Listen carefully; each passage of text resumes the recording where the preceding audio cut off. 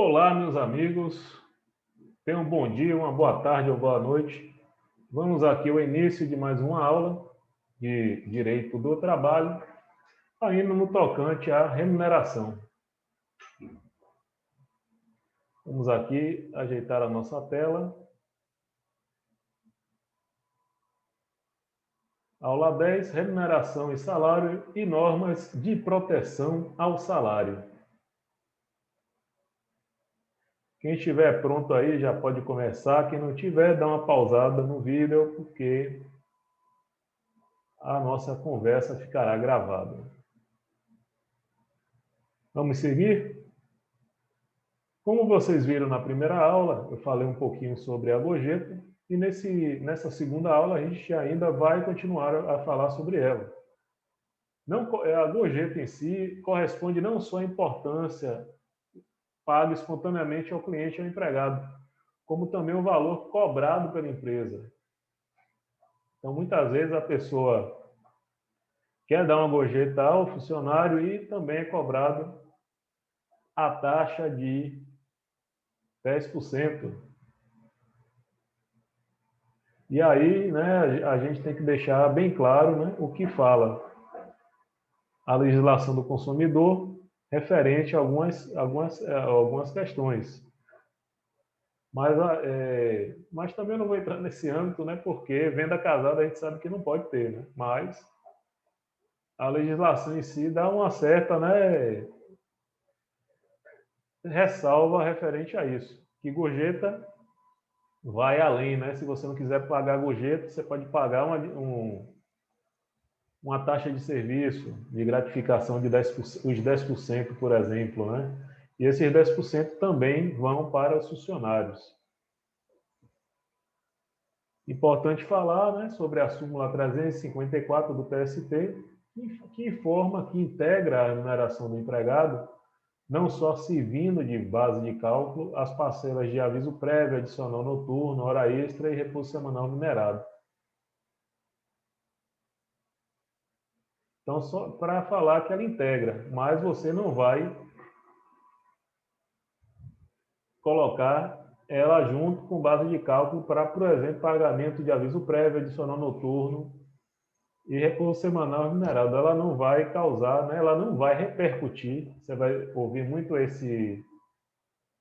expressão, ela não vai repercutir no cálculo de aviso prévio, adicional noturno, hora extra e repouso semanal minerado. Lembrando para vocês que teremos um curso básico após a aula básica de Direito do Trabalho, Processual do Trabalho, teremos um curso básico de liquidação de sentença. Esse será o nosso próximo curso. Já estamos aqui em meados das aulas de Direito do Trabalho e Processo do Trabalho, por fim, prática, e junto com a aula de prática iremos fazer um mini curso de liquidação de sentença. Um curso básico, é claro. As parcelas salariais, ela integra o salário, a importância fixa estipulada, né? Integra o salário, a importância fixa estipulada, como as gratificações legais e comissões. Então, gorjeta não integra, mas comissão integra ao salário. É bom a gente fazer essa diferenciação, porque muitas vezes a gorjeta é confundida com a comissão. E a comissão não, a comissão é salário mesmo. Outra coisa aqui, as importâncias ainda que habituais paga a título de ajuda de custo, auxílio alimentação, sendo que é vedado o pagamento de dinheiro, diárias para viagem, prêmios e abonos não integram a remuneração do empregado.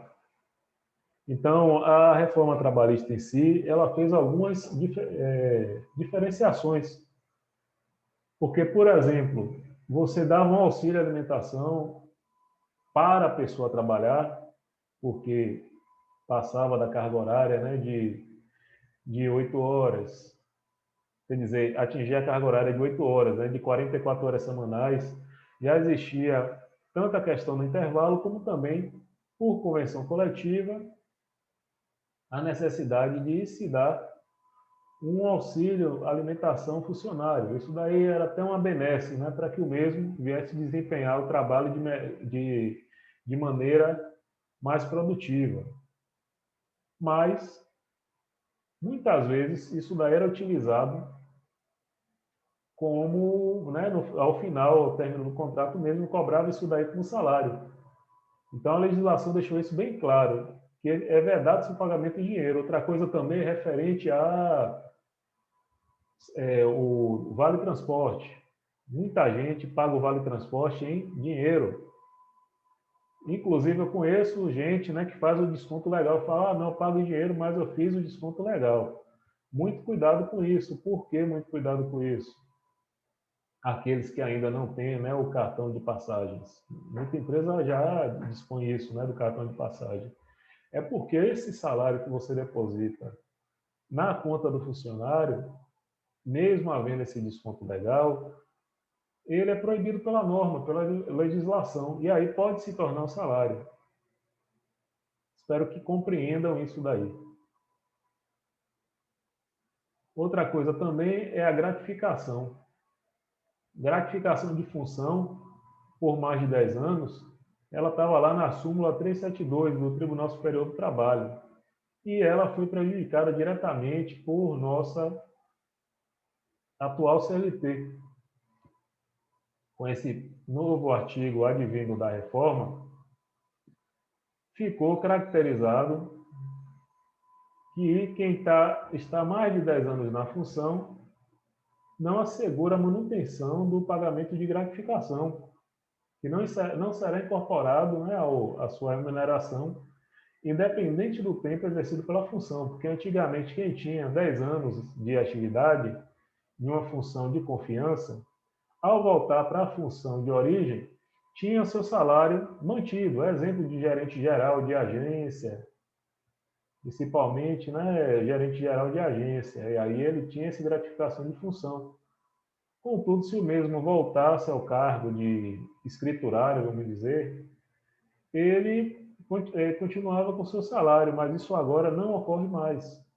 Se ele voltar ao cargo que ele ocupava anteriormente, ele perde esse adicional de função, essa gratificação de função, melhor dizendo, pela perda da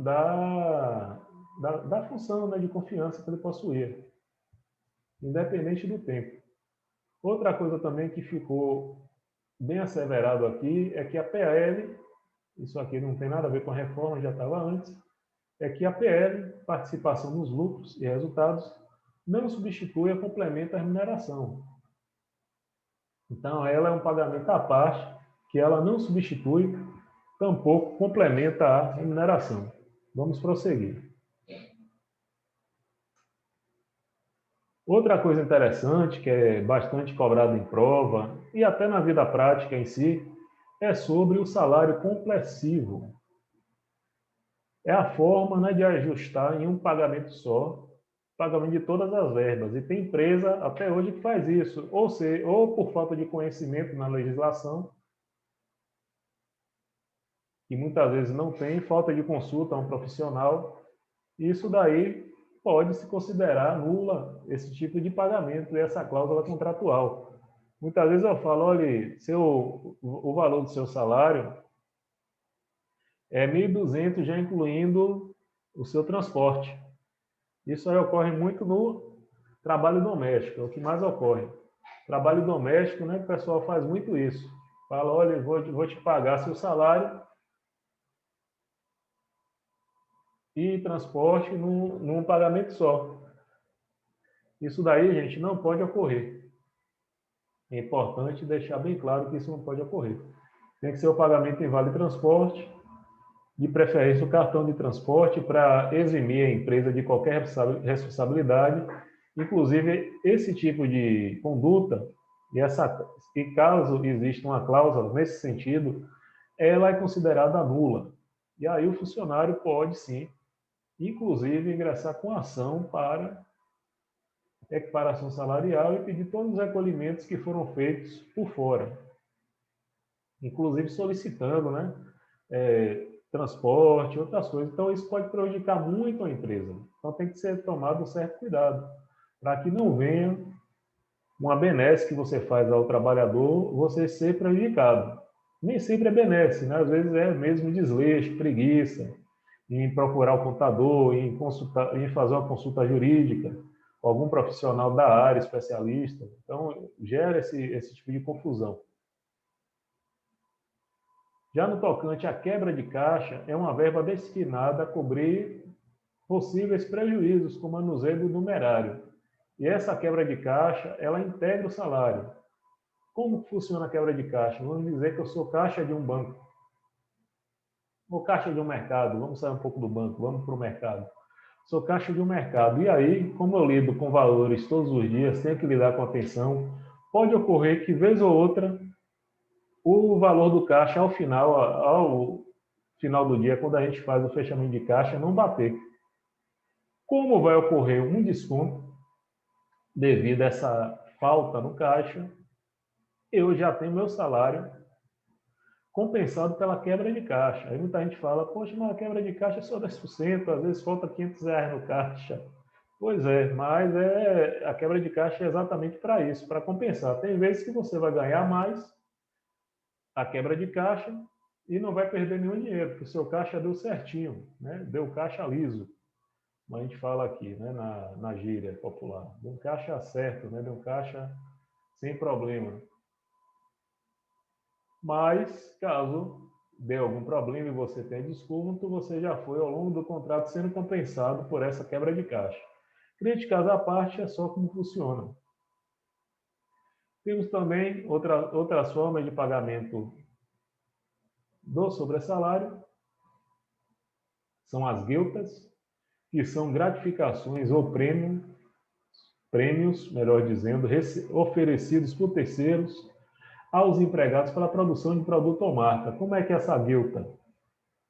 Como eu acredito, né, que se você bem perceber em lojas de departamento, principalmente eletrodomésticos, os vendedores em si, eles têm aquelas estampas, né, além da marca da loja, com a marca dos produtos, e eles oferecem aos clientes que chegam, direcionadamente, você observa que ele oferece uma determinada marca, falando, olha, hoje essa marca está em promoção, da própria, né, está dando uma garantia aí estendida da própria fábrica, você ganha um brinde. Muitas das vezes ele está recebendo, né, está inserido em uma campanha e recebe pela empresa fabricante um incentivo, prêmio ou promoção, ele recebe um incentivo por essa atitude dele. E aí é o seguinte, né?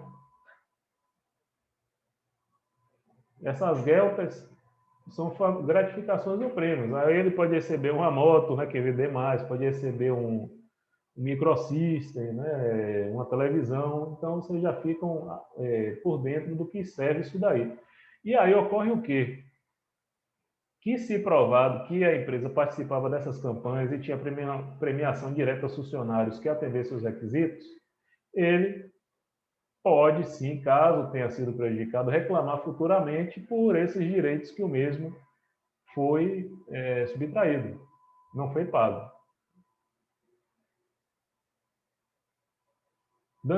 Terminando aqui a questão do salário, sobre salário e remuneração, vamos aqui às normas de proteção ao salário. Pagamento, que deve ser feito até o 5º dia útil do mês, sendo que há convenções coletivas que já determinam o dia 1º. O pagamento, segundo a legislação trabalhista, que já está antiga, né? Deve ser feito no local de trabalho, no horário de trabalho ou após encerramento, salvo quando realizado em conta bancária. E hoje em dia, os meios de pagamento são os mais efetivos possíveis, inclusive havendo já o Pix, né? Inclusive, e também a legislação em si já aponta que irá se desenvolver nesse quesito em que a empresa poderá abrir diretamente uma conta salário, havendo essa forma de pagamento pelo Pix, totalmente gratuito, visando facilitar o pagamento aos funcionários. Então, tudo hoje se tornou mais fácil, mas ainda há, né, quem tem a dificuldade de receber o seu salário por outras questões. Quem não souber ler e escrever, analfabeto, basta colocar impressão digital ou, através de representante, ser feita a assinatura a rogo. Outra questão interessante é o pagamento a cheque. E eu vi na prática uma empresa que fazia pagamentos aos funcionários salariais no cheque, sempre às sextas-feiras, por incrível que pareça, independente do mês. Sexta-feira, às 5 horas, já próximo, né, de encerrar o expediente. E aí essa empresa foi questionada, ela falou, não, mas a gente tem funcionário também que termina o expediente 2 horas da tarde, ele pode muito bem ir ao banco descontar o cheque. Ou seja, era feito no quinto dia útil, geralmente uma sexta-feira, num horário em que já estava próximo ao fim ou já havia terminado o expediente bancário.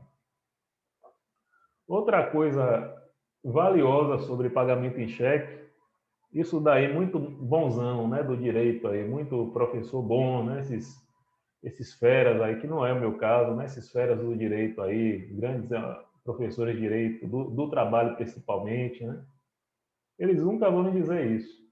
Você vai aprender com a prática. Mas é no que se refere a, você não vai me ouvir falando isso novamente, no que se refere à audiência, principalmente quando as partes transacionam. Você pode observar que pode ocorrer a malícia da parte reclamada, principalmente quando você é trabalhador, né, do seu empregador, querer fazer o pagamento das suas parcelas de natureza salarial do seu acordo em audiência. Pode ocorrer isso, né, dele querer lhe passar um cheque já em audiência. Isso já aconteceu comigo, né? O cara querer passar o cheque em audiência e assim, pela malícia, às vezes ele poderia até estar querendo agir de maneira correta. Mas como existe aquele ditado, né? Gato escaldado tem medo de água fria. Não sei se você já ouviu isso em sua região. Se ele fizer aquele pagamento lá, mesmo que o cheque esteja sem fundos, já vai ser validado o pagamento como feito. E aí é interessante dizer que caso o cheque não tenha fundos, você não poderá mais reclamar esse pagamento na Justiça do Trabalho, e sim através da Justiça comum, com uma ação monitória. Então, veja a grande diferença, né, de como isso daí funciona.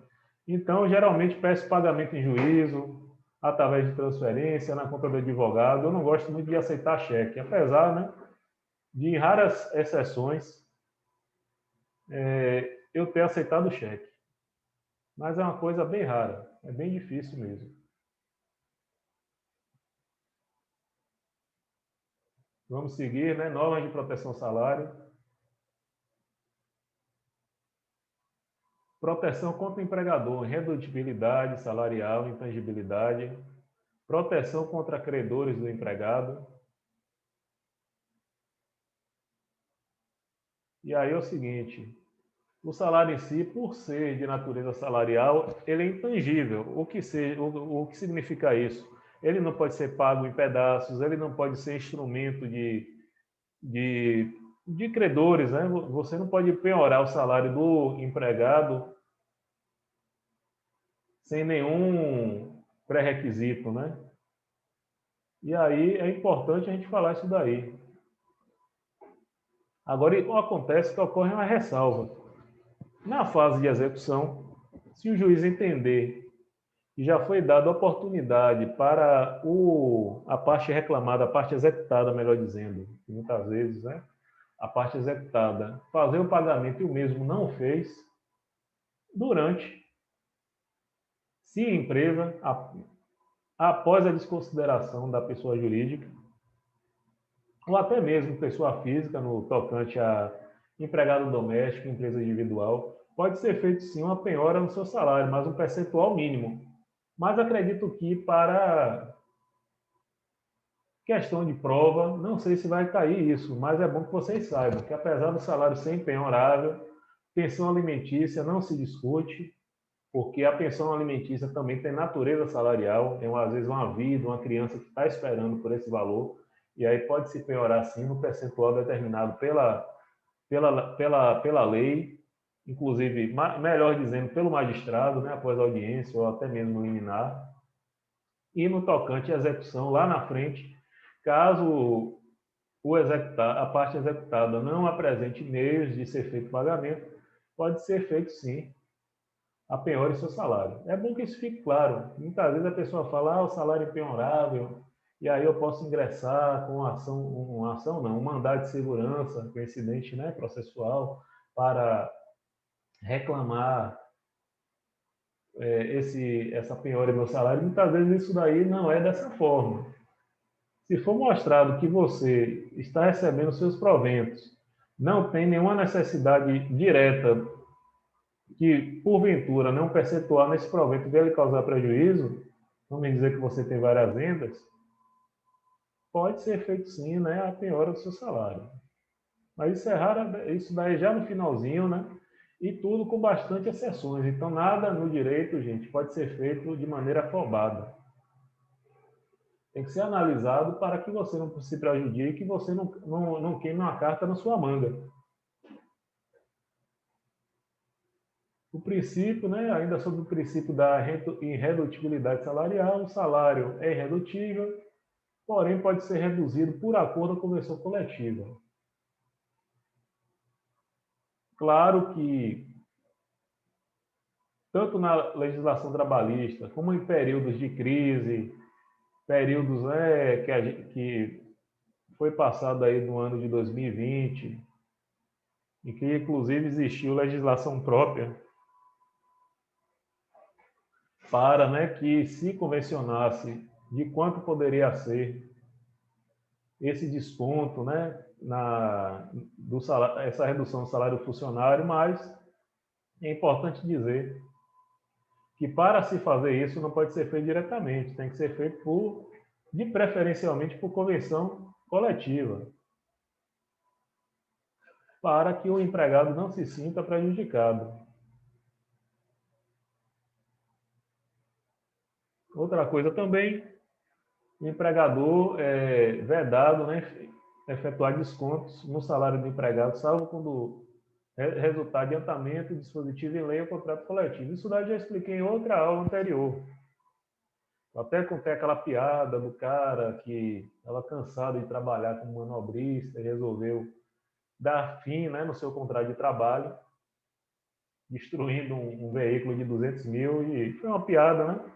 Alguns deram risada, outros não, né? Eu sou péssimo em piada, mas eu contei a piada lá, né, do cara que achou um absurdo ter sido dispensado por justa causa e ter seus haveres descontados também para que pudesse ser coberto, né, a reparação dos danos. Mas fora esses casos esdrúxulos que eu conto, o empregador não pode fazer nenhum desconto no salário do empregado para pagamento de conta de luz, ou então quebrou um copo no restaurante e descontar do empregado sem a anuência dele.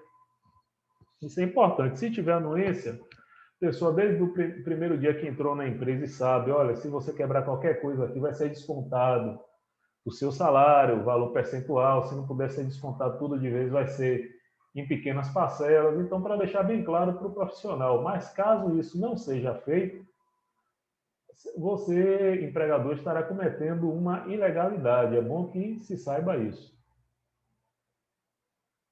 Sobre os descontos permitidos, temos a contribuição previdenciária, contribuição sindical.